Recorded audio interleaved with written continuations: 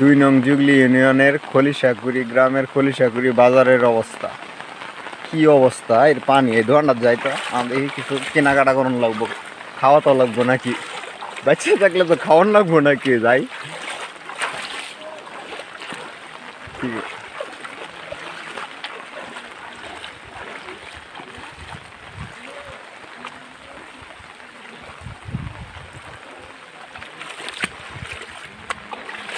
কি অবস্থা, দোকানের ভিতরে পানি উঠছে।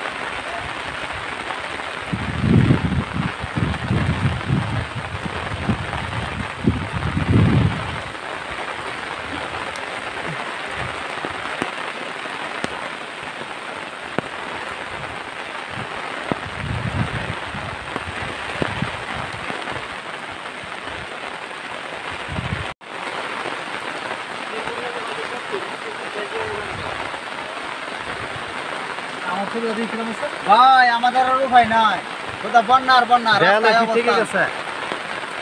গরু বাছুর আসমুরগি সব রাস্তায় অবস্থান নিচ্ছি আমরা।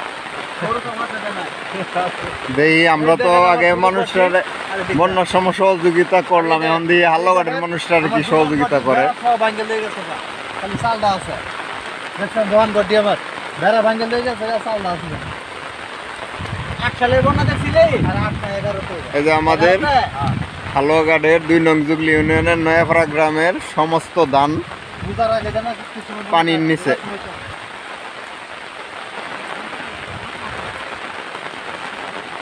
এখন আমরা অবস্থান করছি কি আজিমুল ইসলাম সাহেবের ক্ষেতের পাশে। হ্যাঁ,